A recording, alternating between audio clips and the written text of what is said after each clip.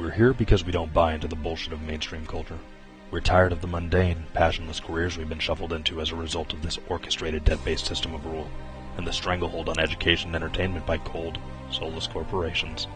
People, yes, we are frustrated. Yes, we are tired. And we reject the pre-approved tranquilizers that are Monday Night Football and an ice-cold Budweiser. We have to stop hiding. Stop hiding behind the headphones and the Cherry Popper 420 username.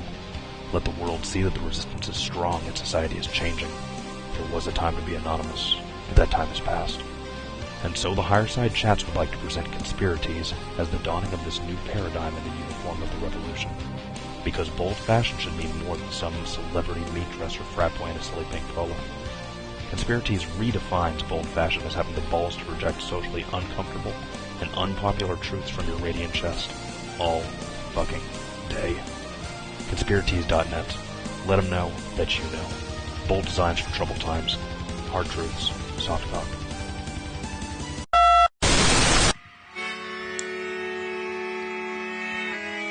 In the 1930s, President Franklin Delano Roosevelt addressed the nation through a series of radio broadcasts known as the Fireside Chats. His aim was to reassure the common man that our society would recover from its troubled times. But we're far from 1930, and I deal with a different kind of fire. For a new era of worldly frustration, we offer a fresh conversation.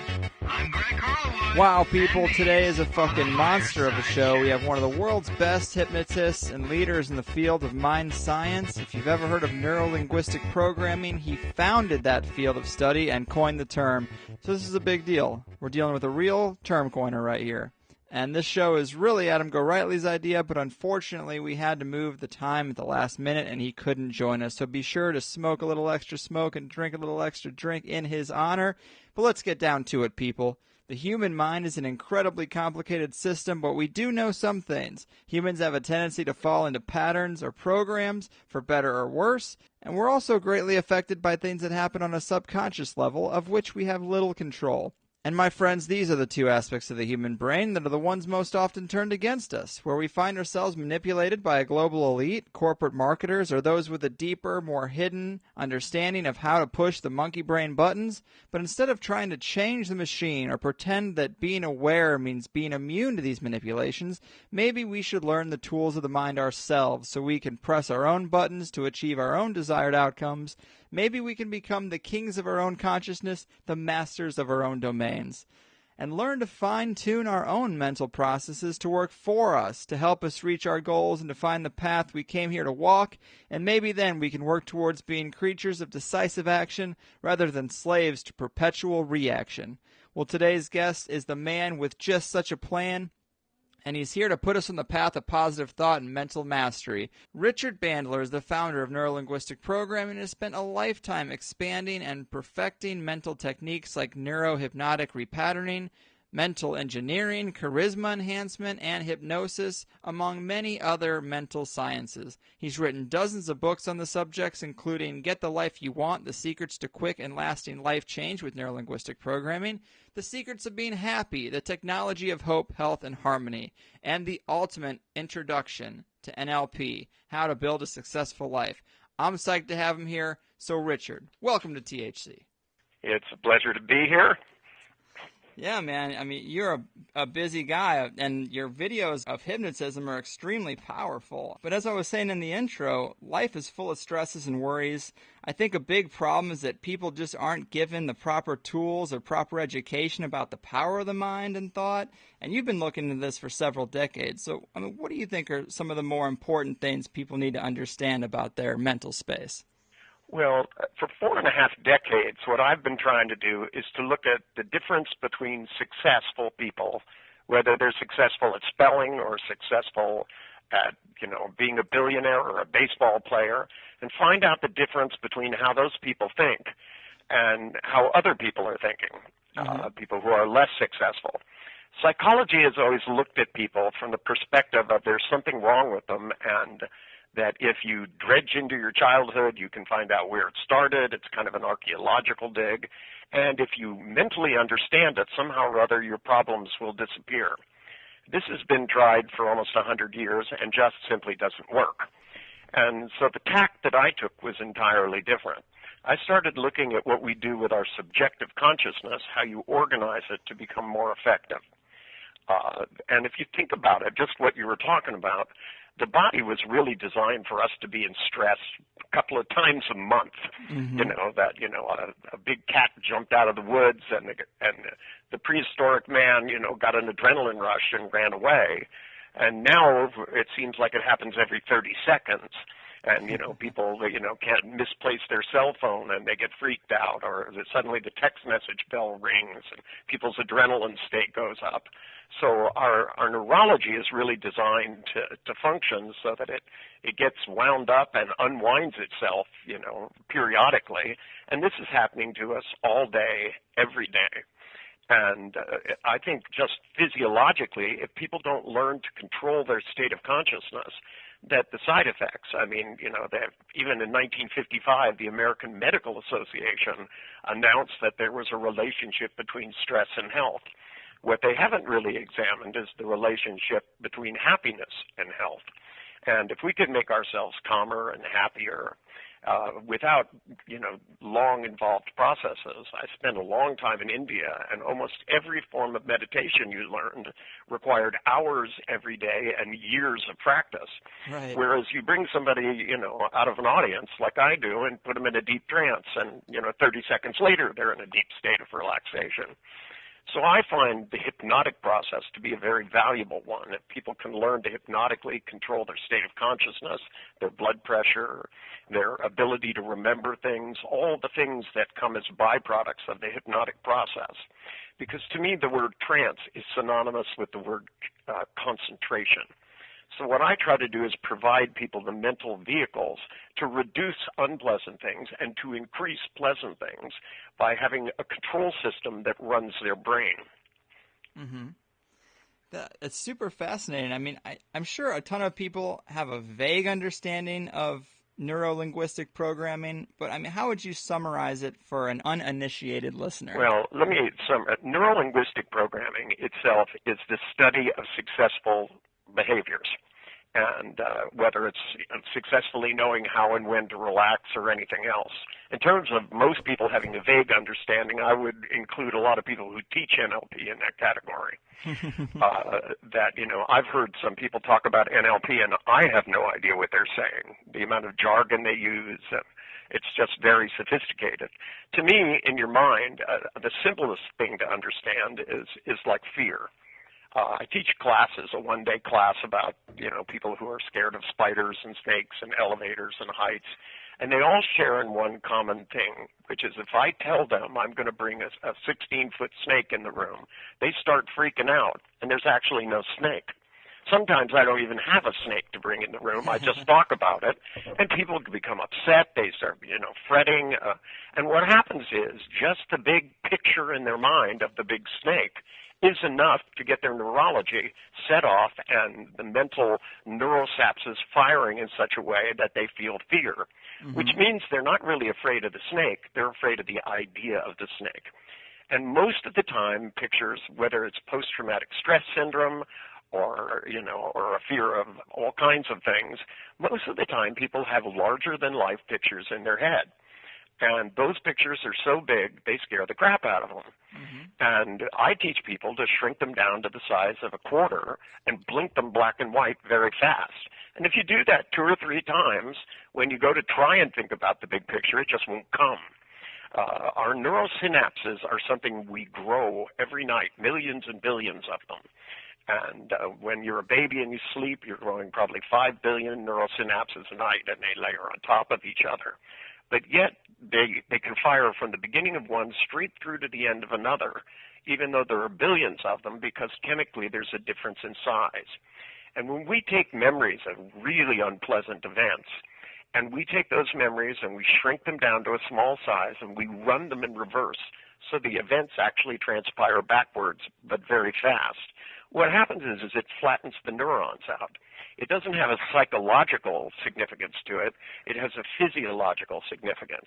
And most of the things in NLP are like 15-minute mental tricks that if you run through them, they get rid of a fear, they get rid of anxiety, they get people over bad past memories, and then some of them make it so that you can learn how to spell. I went and found somebody who won a spelling bee and started asking them questions, and it turned out they visualized all the letters about 16 inches high in their mind and checked them against the paper. And when they saw a new word, they'd expand it in their mind and make a big 16-inch picture of it, make sure it matched the one on the page, and in the future they'd memorize it. And most good spellers do this, but in schools we teach kids to spell phonetically, which oddly enough can't be spelled phonetically. It actually comes out phonics.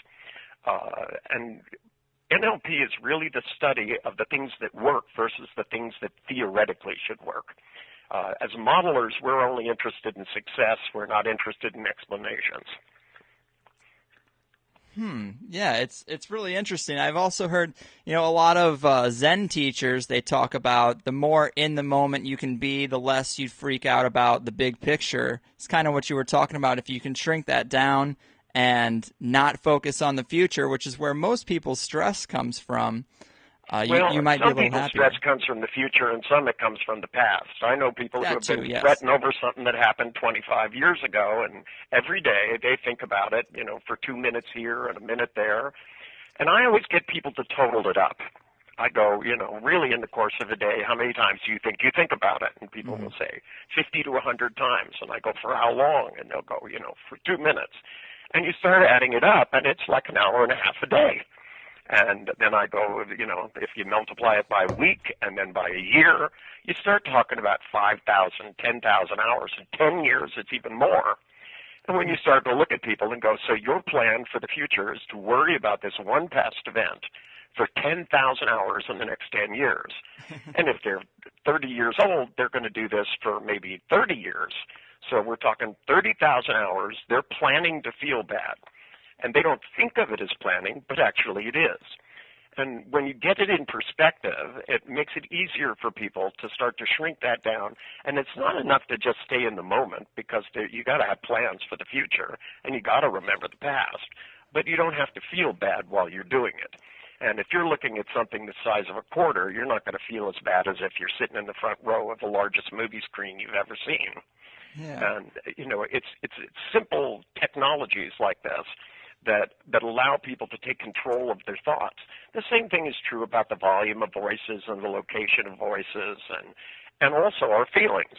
Most people act like their feelings are not something they can control, when actually it's based on the anemic nervous system, which is all the connections between hollow and solid organs in your intestines. And they used to think that just had to do with digesting food, but when a psychologist talks about you're feeling angry, really what's happening is your feelings are moving in a specific order inside your body, which is different than when you're hungry. And when you're feeling terrified, or when you're feeling anxious, or when you're feeling nervous, or when you're feeling happy, these are all particular orders of whether your feelings are spinning forward or tumbling back or going clockwise or counterclockwise, because those are really the only 4 directions you can go in. And when you take people and you have them, when they start to feel anxious, if you have them spin their feelings faster, it gets worse. And if you have them slow it down, it gets better. And if you have them force it and spin it in the opposite direction, typically they can't go back and feel bad about the same thing ever again. And we've been developing these kind of techniques. I've been doing this for 45 years, and I've taken thousands of psychiatric clients over the years who, have been through years of therapy, and in matters of an hour or 2 hours, got them to stop fretting over something. Now, it doesn't necessarily mean they become the smartest candle on the cake, but if somebody has been paranoid about the same thing for 20 years and you can get rid of it in 30 minutes, typically a psychologist will turn and ask me, what do you do if it comes back? And I look at them and go, do it again. Right. Whereas to them, they think this is covering up something, and there's some deep buried thing that must be unraveled for you to have a happy life. And in the 4.5 decades I've been doing this, I've had depressives that have become comics. I've had all kinds of examples of things which have proved to me that's just not the case. There are probably people who need some kind of chemical treatment who are very bipolar or something, but 99% of the time what people need to do is to learn to control their thought patterns and their physiology enough that they can get rid of most of their bad feelings, because they're never going to get rid of them all. And there are some things you should be terrified of, especially when investing money. And to me, learning to pay attention to good intuitions and bad intuitions is how people get smarter. I feel like my career has been a battle against stupidity for decades and decades, and that if I can get people to be less stupid and to be smarter more of the time, they'll have pretty good lives. Well, that is what I would ask, is if these techniques do have such a high success rate, why are they still considered so fringe? Well, it depends upon what country you're in, just to start with. The United States is a huge country, and it has very strong establishment. They've bootlegged a lot of what I do into what they call cognitive psychology over the years. And a lot of the techniques, things like how to spell are taught in some places and not others. I lived over in England for about 10 years. I actually lived in Ireland for 12 years. And I taught in England and in Europe. So you find in England it's becoming more prevalent. They did a study at some of their school systems and found out that the way we teach teachers works better, that actually all the students improve about 30%. So they started spreading it through the school system. But again, there's a shortage of people that know how to teach this. I've certified over 100,000 people, but most of them work as personal coaches or they work at big corporations. There's a woman named Kate Benson who's working in the school systems in England and Turkey and Germany, I think. And slowly all this stuff is going to find its way into the school. 4 decades is not a lot of time, to turn over a whole field like psychology and get people to start accepting things. The school systems are trained to teach what was. They're still teaching Freud when he really never did very well with any of his clients. The emphasis on repeating past mistakes, because that's what the people who are still doing it learned. But yet in the United States, I've had tens of thousands of people in seminars, so there's a lot of people using it and a lot of people talking about it. Even Tony Robbins, who knows very little about NLP, did extremely well.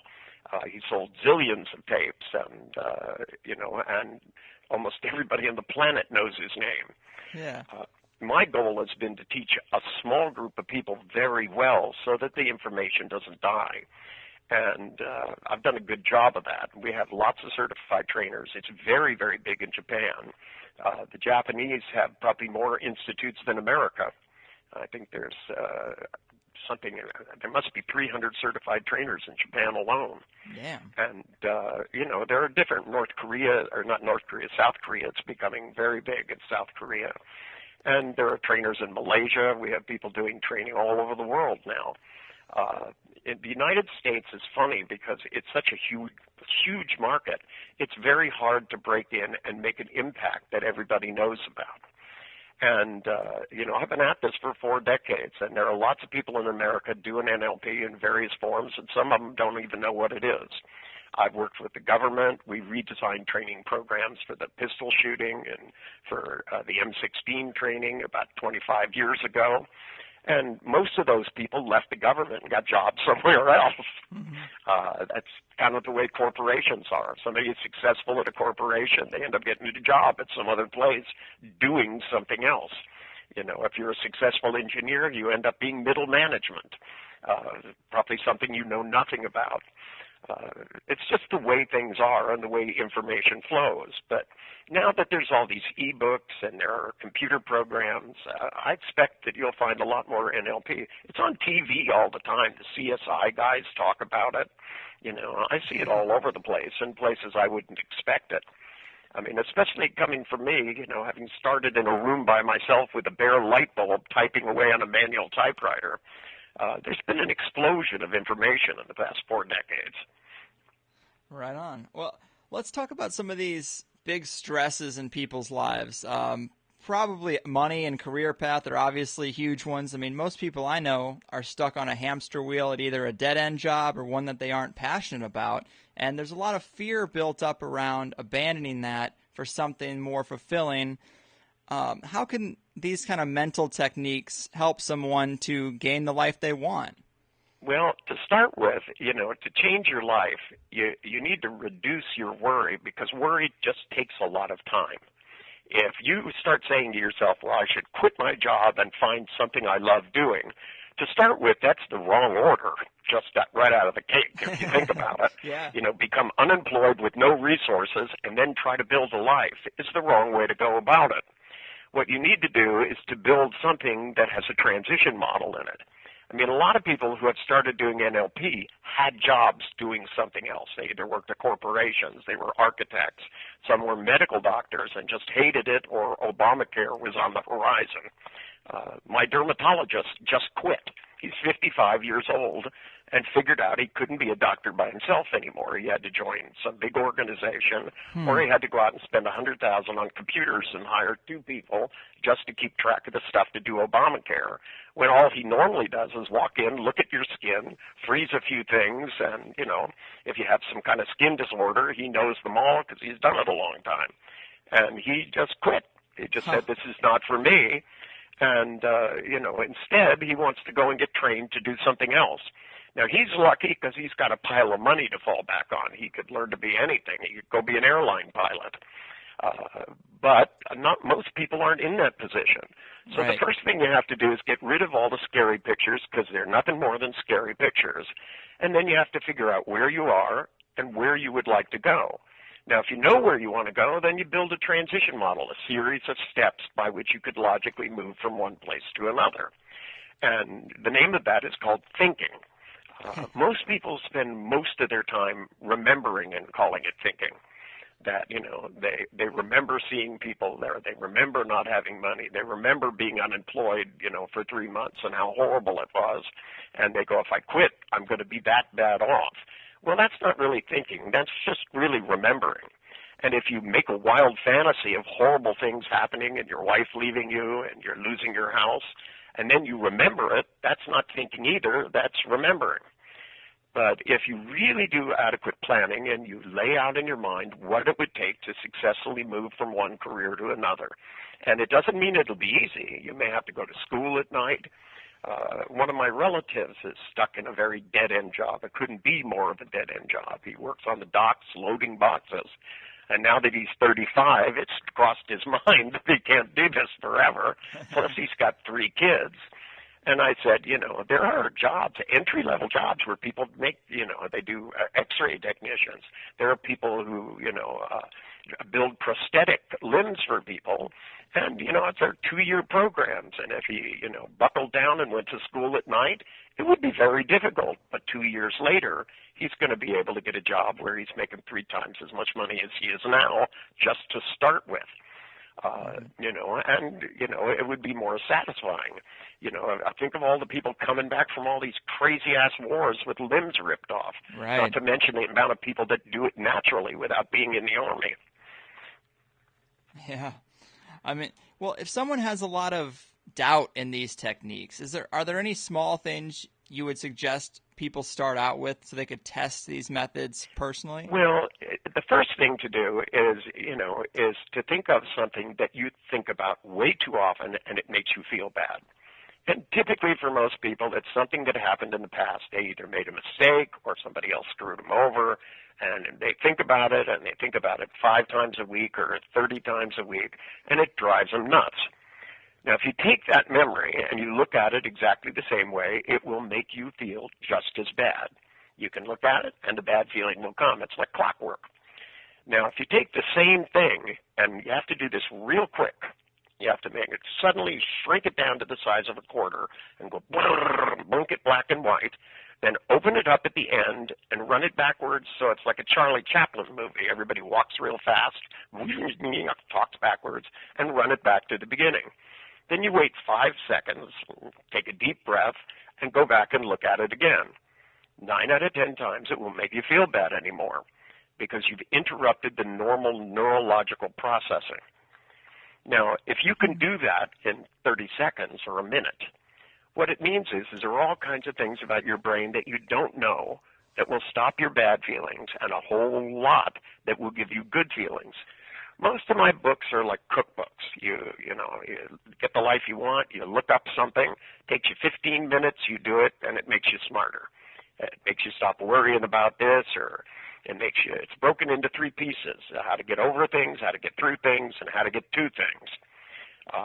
the new book that just came out is called The Ultimate Introduction to NLP, and it's actually a story of somebody going to a seminar and learning these techniques. So it really is like watching an hour TV program. You identify with the main character, and you walk away with skills that you can use. This isn't complicated stuff. It's not like learning to meditate or play a musical instrument. This is actually something you're doing every day, but you're not controlling. Most people think about things, but they don't think about how they're thinking about them. They don't think about whether the picture is on the right or the left, how big it is. I mean, if you think about if you ask yourself the question, do you believe the sun is coming up tomorrow? Most people have a great big picture of the sun coming up. It's in a particular place in their mind. And, when you start to think about the things you believe, like you can't be successful, well, all of those doubtful, bad, big beliefs that give you strong feelings are all in the same place in your mind. And if you learn that they're there, then what happens is you can take them and move them somewhere else. There are some things that you just don't hardly believe at all. And when you look at it in your mind, pictures will be in one place as opposed to another. The voice will either be on the right or the left, the front or the back. And when you start cataloging how you think, then you start being able to adjust it so that you can start to believe what you want to believe. And it affects your neurology. Your ability to have motivation is based on what you believe is possible. And if you have certainty about your doubt, that's kind of paradoxical in and of itself. I mean, people who come into me and say, I'm racked with uncertainty, I always look at them and go, are you sure? And most of the time they say yes. And when I go, how can you be so certain about your uncertainty? And when they start to think about it, there is a place in their mind where certainty is. They just got all the wrong crap there. And when you start moving shit around in your mind the same way you would in a filing cabinet, the only difference is that it affects the way you feel. And if you change the way you think, it changes the way you feel, and therefore it changes what you can do. Yeah, that's a great point. Another thing I was curious about is, have you heard of anyone or known of anyone doing research in these mental techniques in conjunction with psychedelics? Not on purpose. The reason I ask is because dimethyltryptamine and ayahuasca, a big part of that, people feel like they gain serious insights from those specific compounds, and they always talk about it in a mental way. Ayahuasca is a pretty nasty drug, actually. I know a lot of people that have been taking it, and but to me, if you can do it with ayahuasca, you can probably do it without it. If you just read what people went through mentally. With some people are so hard-headed, it probably took ayahuasca to get them to have an insight. I mean, most of the people I met that flew down there and traipsed through the jungles, I love it. They take a machete and cut a place for the plane to land. Yeah. And they go in, and some shaman who they don't even understand what they're saying, they have a translator translating how there's entities and plants, and they learn to see these things and use them for healing and all kinds of stuff. That most of the people I've met, are the ones that take a lot of convincing because they have a tendency to doubt everything. Mm-hmm. And, if you rack them with LSD or ayahuasca or one of these things, they have a tendency to what these drugs do is they make the part that keeps your senses closed down. If we didn't have things in our brain, because like LSD, lysergic acid, actually is what opens up the senses. Like if there's danger and you get adrenaline, the amount of LSD in your mind increases. Therefore, you see more and hear more. But if there wasn't something that dampened our senses, we would become overwhelmed. Right. And it's the interplay of the homeostatic system in the brain that allows us to find the balance. The problem is people become too fixed. They only see what they believe, and therefore they don't ever learn anything new. And sometimes these drugs open the doorway long enough for people to peek out and discover, that they've been overwhelmingly stupid for a long time. That, right. Nobody knows the limits of possibility. Good Lord, my grandfather believed that no one would ever fly, and my father was one of those people that walked around going, that's as impossible as putting a man on the moon. And every time we set the limits of what's impossible, we find out it really isn't, with a concerted effort, impossible. But we managed to do it in, less than 10 years. we need to put our minds into making our population smart enough to keep up with our smartphones. I noticed they call them smartphones, not smart schools. Yeah. That's funny. I mean, yeah, maybe the psychedelics are a crutch, or maybe they're just a way of diving in, and maybe it is well, all... they're one way that, I mean, psychedelics are a way to open up your senses so you perceive more and have new ideas. Right. But it's not the only way. There are certainly, I do it with hypnosis all the time. I do it with neuro-linguistic programming. I do it with design human engineering. All of these tools, because remember, it's not the drug. It's the body's response to the drug. And when you take LSD, there's LSD in your brain already, but it's not producing as much. And by increasing that level, the body responds, and therefore your synapses start synapsing in a new direction, and your eyes start perceiving new things, and you start to get ideas that you wouldn't have otherwise. And, oddly enough, when somebody has taken one of these drugs, it's very easy to reinduce the drug state. Even things like sodium pentothal. If somebody's ever taken sodium pentothal, in a matter of probably 15 minutes, it would take me to reinduce the state and put them back in it. Because the body's already memorized it, so, their ability to reproduce it chemically is not that hard. We are strange machines. But yes, we are. Let's talk about these techniques as far as applications for learning new skills. I hear that's kind of a big thing that you can use them for. Are there any real limitations to what they can do? I mean, can a clumsy person mentally transform themselves into a great athlete, or a tone-deaf shower singer manifest a perfect pitch?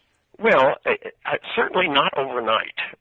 This is what I hear. People come over time and they tell me, they go, I heard NLP could, make you hit every ball that comes across the plate. Well, I've worked with great baseball players, and so far we haven't figured out a way to do that. Right.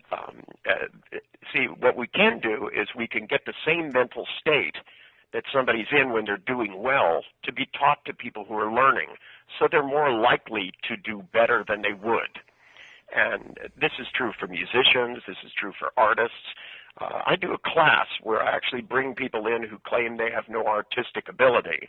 I put them into a trance, and I give them different strategies that I've gotten from good artists. And oddly enough, they can paint immediately. Wow. And I have a video with that on there called The Class of the Master. I've probably done this now for 20 years, probably 2 or 3 times a year. And I'm always shocked by how well people do. Our inhibitions stop us from trying. And if we don't have any mental capacity, and one of those strategies I got from a guy, I was just walking down the Thames in London, and there was a guy drawing a tree on the other side of the river. And the drawing was identical to the tree. I mean, it was colored pencils, and he was drawing it perfectly. Mm-hmm. And I walked up and asked him, I said, how do you get the tree on the paper? And the guy goes, I just draw it. And I said, yeah, but I said, how does your hand know what to do? And he looked at me and he said, well, this is going to sound crazy, and I hear that a lot in my business.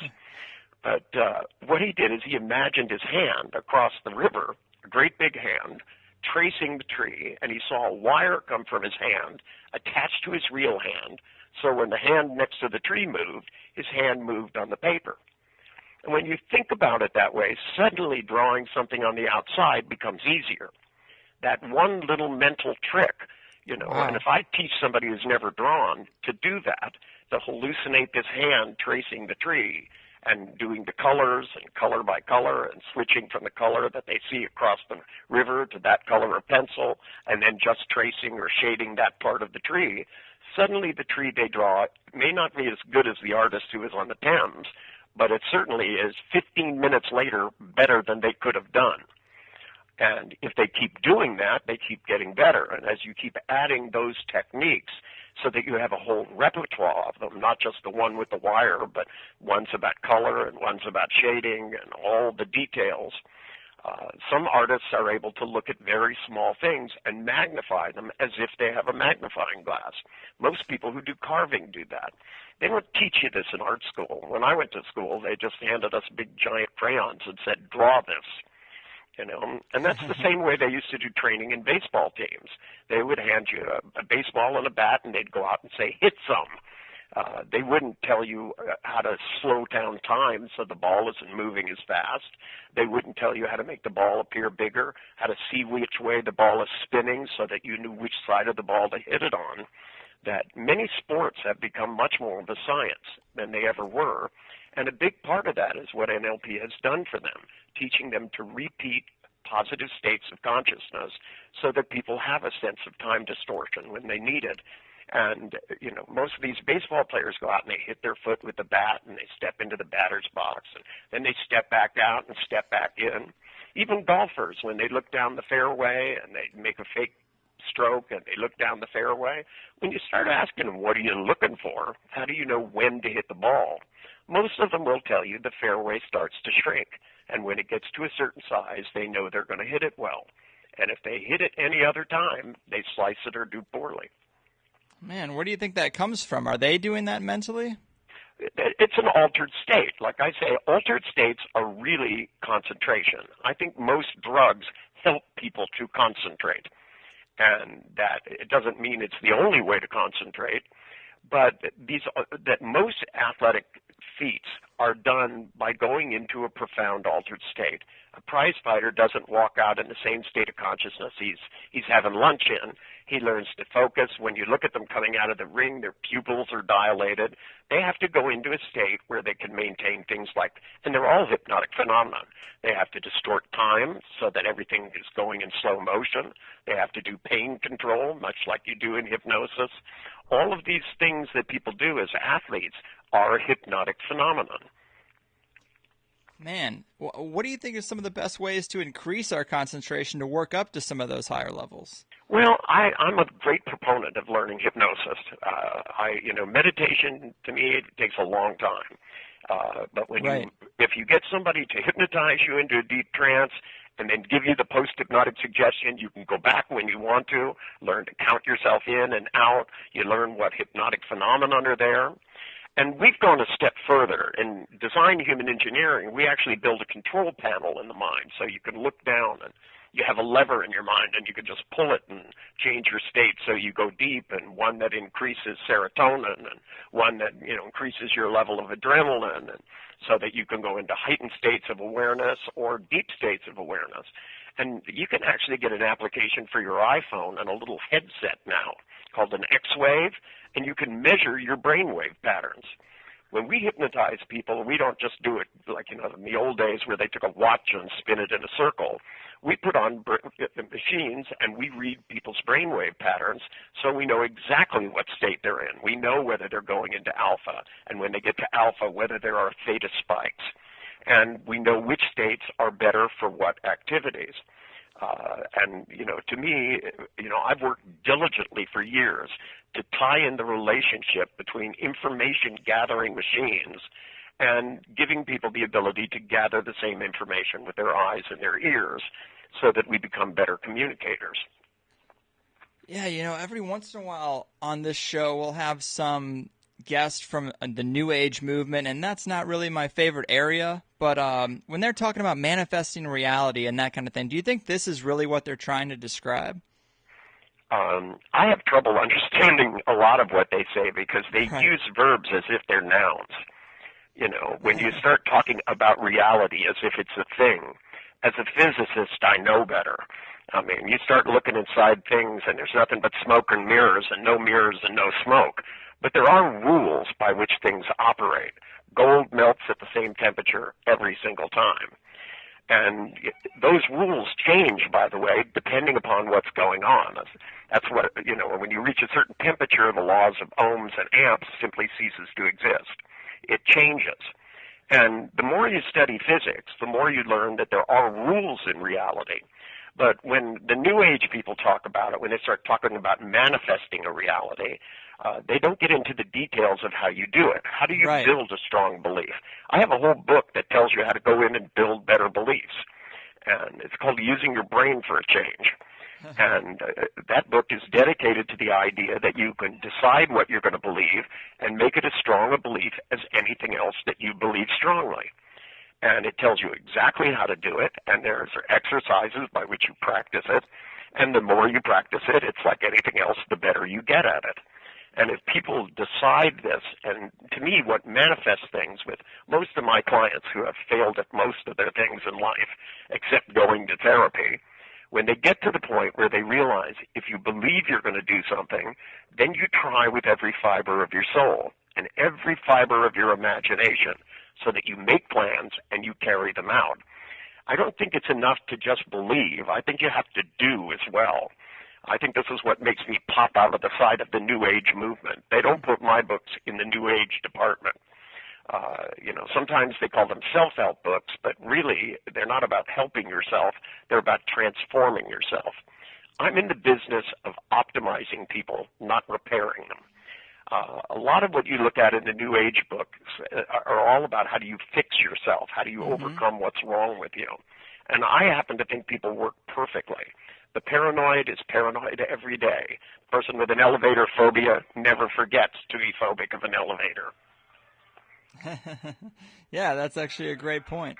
And so anyway, what I try to do all the time is to just get people to optimize what they have, take their assets and amplify them, take their deficits and shrink them down, and add other things so that they start to build better beliefs, so they have a better attitude, and to learn to control their feelings. And a lot of the New Age movement acts as if your feelings are real, and they are real while you're having them, but they're not real like gold melting at the same temperature. Right. You could look at it and hear exactly the same things and feel entirely different. It happens all the time. We change our taste for foods, we change what we like, we change who we like. All of these things change, and they change over time. Being able to do it on purpose is called thinking. And when you know how to think on purpose, then you can change the way you feel, and therefore it changes what you can do. Yeah, I mean, one of my biggest problems is probably procrastination. It's a widespread problem. But you never wait to procrastinate. Right. That's a good point. I mean, it's just, what is it? It's so easy for me to bust my ass for 8 hours a day when my boss is telling me what to do. But when it comes to working on things I'm passionate about that I'd rather be doing, apparently, it's a huge undertaking to get started. What's going on there?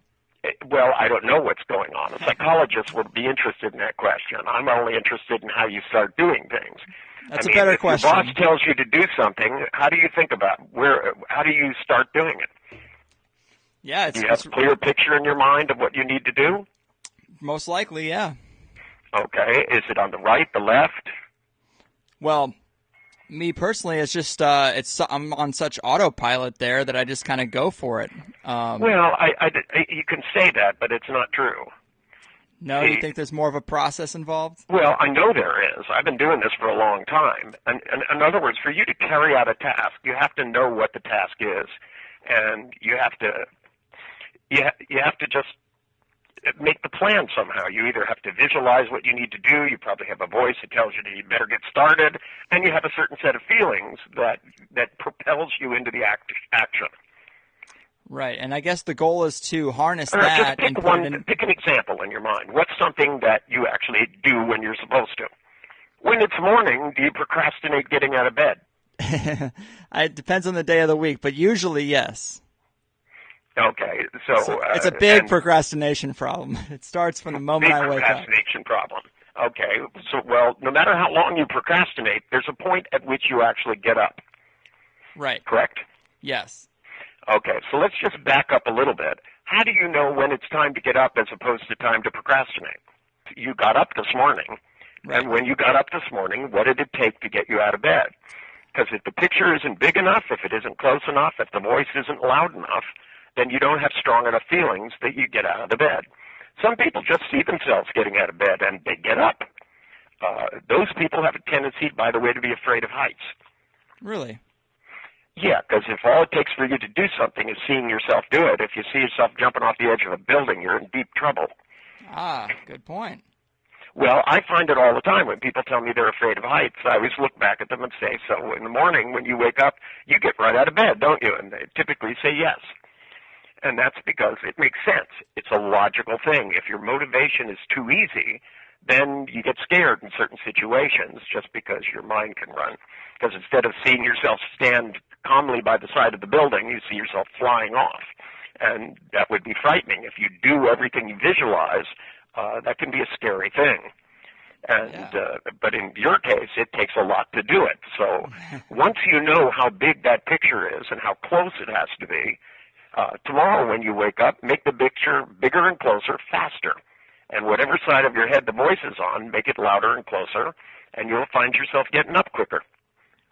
Yeah, it's starting to make more sense to me. It seems like it's a little bit easier to see, you're either going to wait till it happens by itself, or you're going to make it happen yourself. It would be like having a remote control and not using it, just hoping the TV would change channels. Yeah, and I mean, I have heard you say that a big part of why people don't get what they want is because they're not determined enough. I mean, well, determination is like anything else. You can turn it up and turn it down. All of our feelings are something that run by themselves. Like if you have a feeling that you really want something, well, if you spin that feeling fast enough in your body, there's a threshold point at which you just go do it. And if it goes on at a low rate, then you don't get enough juice to actually get going. I mean, I've had people walk in my office and go, for years, I've wanted to learn to play a musical instrument. Now, here's the odd thing. For 10 years, they can keep track of what they want to do. They imagine themselves doing it, but yet they never pick it up and try, let alone try hard enough every day, because there are a lot of really unintelligent people who don't learn to play, who don't learn to do things they want to, and a lot of complete idiots that learn to do them because they're very determined. Right. And being very determined is not something that's genetic. There isn't a determination gene. It's a thought process. And if you learn to engage in the process on purpose and run your mind on purpose, then you'll get the feelings and you'll do the activity. Yeah, I've heard you describe kind of a learning state, with, say, someone who wants to learn that instrument. How do you get yourself into the learning state and outside of just visualizing it and never sitting down to do it? Well, to start with, if you're going to learn, depending upon what instrument it is, but like a stringed instrument, most people learn to not visualize seeing themselves do it, because then you don't feel like you are. They instead see somebody playing a chord, turn the picture around and step inside it so that they can see the fretboard so they know exactly where to put their hand. And as the notes change, they see the fingers moving on the fretboard and they keep their hand inside it so that they make short movies, so they learn little pieces and eventually make long movies. People like Mozart would listen to somebody play the piano and visualize his own hands on the keyboard, and he'd memorize it and he could go home and play it. He had a very good eidetic memory for such things. But for most of us, we have to start with small pieces and learn those pieces. But, most people who have learned to play the guitar, they never tell you to visualize and imagine a keyboard or a fretboard and to put your hands on it and to see what your hands would look like in your mind and put your hand inside your own imagination and move it along. Because it's real-life pictures that get you to do real-life things. Yeah. I mean, I don't know if it's a programmed subtext of society or something subtly embedded in our school system, but a lot of people seem to be plagued with negative thoughts, and that seems to be a big roadblock. Well, yeah, but if you think about how much time it takes to have all these negative thoughts, that's the point at which if you start adding them up minute by minute, day by day, year by year, and you realize that you spent more time thinking that you couldn't do something than it actually takes to learn it. And I encounter this a lot. I get it with athletes. I get it with musicians. Some of the musicians I meet are making buckets of money, and they still don't feel talented. They still don't feel, and they always look at me and they go, that's because I never practice. But yet they spend 3 hours a day worrying about not practicing, when if they practiced for an hour a day, they'd be better off. But, the fact that people do stupid things isn't the important issue. The important issue is starting to do what you want to do minute by minute, going, well, tomorrow I'll spend 2.5 hours worrying about it and a half hour practicing.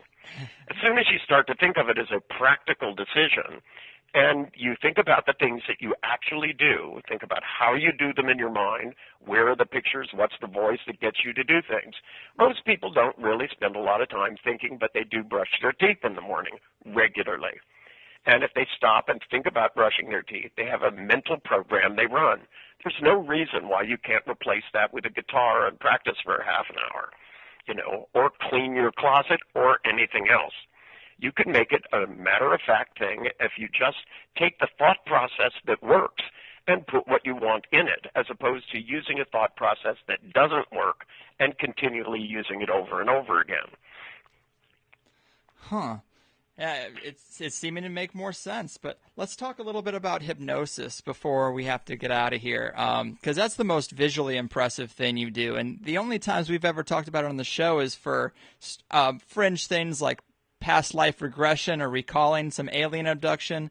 Not really in any type of practical use for your life. But do you think hypnosis can be used for those more fringe things? What are they recalling, if not a real past life or an alien abduction? Well, let me be honest with you. I saw some of the films on alien abductions, and when they hypnotized the people, they literally said, at 4 o'clock, how many aliens came through the wall? They're leading them. In a trance, most people will accept any suggestion. If you tell them to disappear a hot stove in the middle of a room and bring them out of trance and ask them to get you a book on the other side of the room, they will walk around the stove. And when you ask them why they walked around the side of the room, they'll say one leg is shorter than the others. People just make stuff up in trance. That's what they do. And when you ask them about anything, it's very hard to use hypnosis to get accurate information unless you're highly skilled. When you're highly skilled, you can set up ways so that the unconscious is like on sodium pentothal. It just will only tell the truth. And if you set it up like that in the beginning, then you'll get accurate information. But if you just age regress people back to something which may or may not have happened and ask them to recall it, they'll make shit up like crazy. And I don't know if there are alien abductions or not, but given the hypnotists that I've seen do it, we have no way of knowing for sure. Right. It's just one of those things. To me, if somebody was abducted repeatedly, I would teach them to hypnotically and involuntarily reach up and rip their masks off, because they always seem to have a mask off, or poke somebody in the eye. You can give people post-hypnotic suggestions, and they will carry them out. In fact, most of the stupid things that people are doing are kind of like post-hypnotic suggestions. Think about this. Most people can set their alarm clock at night and will wake up just before it goes off. Yes. And when I ask an audience, about 80% of the people will raise their hand when I ask how many of you set an alarm clock and wake up before it goes off, or don't set one at all and wake up at the time you imagine. Now, if 80% of the population can give themselves a suggestion and wake up from a dead sleep at a particular moment, it means that, they should be giving themselves more suggestions. They shouldn't just be saying, wake up at 8 o'clock. They should say, wake up happier, more determined, wake up and clean your closet. The same machine that will wake them up will do all kinds of things. We have all these wonderful machines in our mind that are designed to tell time, to carry out tasks, to remember things, and being able to organize them so that they function efficiently. In hypnosis, we do it because we're given the suggestions. And part of where NLP came from is I started seeing people do things that I couldn't do. I mean, how is it possible I could hypnotize a girl, name off the notes on a piano, and then start hitting notes and having her tell me the name when she had no musical background? It means that, and when I asked her, she told me the sounds were as different as colors. I had Gregory Bateson, who is an English intellectual, who was one of my mentors years ago. He was married to Margaret Mead, and he popped over my house once when I was doing an experimental hypnosis group. And there was a young chap in a deep trance, and Gregory says to me, he goes, make him talk backwards. And I looked at him and I went, what? And he goes, so the sound comes out backwards. So I looked at this kid and I said, you're in a deep trance. When you come out of this trance, you'll speak perfect backwards. And I woke him up and he looked out at us and he went, and Gregory spoke back to him. And they went back and forth for a few minutes, and then I put the kid back in a trance and I said, when you come out of trance this time, you're going to tell me exactly how you did this. And he sat up and he looked at me. He goes, it was so easy. He said, all I did was write the sentence I wanted to say, then I wrote it phonetically underneath, and then I reversed the letters and sounded it out. Now, as soon as you have that strategy, anybody can talk backwards. Huh. So, I mean, it seems like the hypnotic state is just a state of, like, hyper-visualization, which is what we're trying to do with neuro-linguistic programming in our waking life. It's just not as effective. What we do with NLP is we try to find a strategy, a series of internal states. It's not just visual. Sometimes it's auditory, sometimes kinesthetic, and sometimes a series of these things that allows us to reproduce a behavior, whether the behavior is talking backwards or hitting a baseball better, or memorizing a date. All of these things which we're capable of doing, there are little mental strategies that work better than other ones. Phonetics isn't a good strategy to spell because spelling by definition is where you repeat letters which are visual to start with. Every school system I've ever been in, every year hands kids a phonetic speller. And yet if you're in Germany, you can almost spell phonetically. But in English, good God, English is the language that witches made up. Yeah, not a lot of things don't work phonetically. But, man, what do you think about self-hypnosis? That's something that's come up before on the show. Well, self-hypnosis, is one of those things that people learn to do. I learned self-hypnosis years ago. Hold on a second. Is it just as effective? Well, of course not, because it's very hard to hypnotize yourself when you don't know anything about hypnosis. That's why I think people should always start by having somebody do hypnosis with them, and hopefully a good hypnotist. The more experience you have doing hypnosis, the easier it is to do self-hypnosis. A lot of people are worried about somebody else controlling their mind, but that's not really what happens. The job of a good hypnotist is to be like the ultimate biofeedback machine. See, the reason people, when they see me do hypnosis, are impressed is because I go first. I look people in the eye, breathe at the same rate, and drop into trance, and typically they go with me. And when I do it, then people have a tendency to go down very quickly because they know where they're going. Unconsciously, they see the changes in my breathing, my facial structure, and as I lower my brainwave pattern, and if they start to go up, I come up and go down. And it's reflected in the tone of my voice. So once people have been in trance a couple of times, it's easier to do self-hypnosis. It's not impossible to learn it on your own. Lord, there are thousands of books out about it. And, it's always a question of how the experience you have with altered states. If you're not a very relaxed person, then learning self-hypnosis is harder than if you're somebody that's done a lot of meditation and maybe a lot of drugs. Wow, man. Well, it's been a fascinating talk. I know you got to get going. I appreciate you taking the time out to talk with us on my Stupid Stoner show. I mean, are there any other bits of empowering advice you'd like to share before we go? Oh, the only thing is that no matter what people tell you, you can. Nice. Well said. Well, and where can people go if they're hungry for more Richard Bandler? RichardBandler.com? RichardBandler.com and the NLP store. Nice. Well, thanks again, sir. It's been a real blast, inspiring stuff. I feel a bit better already. Okay, well, all right. It's been a pleasure. Enjoy your day. All right, bye-bye. Bye. There you have it, people. That was Richard Bandler schooling me on the tricks of the mind. If you haven't seen videos of Richard hypnotizing people, you really should YouTube it. It's pretty unbelievable how fast and easy he does it. But I hope you learned something or got some ideas or enjoyed the conversation. And as always, the best way to support the Higher Side Chats is by picking up one of my fringe and fashionable t-shirts at conspiratees.net. There are a lot of shows out there, but if you like the way THC does things, which I like to think is a little different, please share the show and help it grow.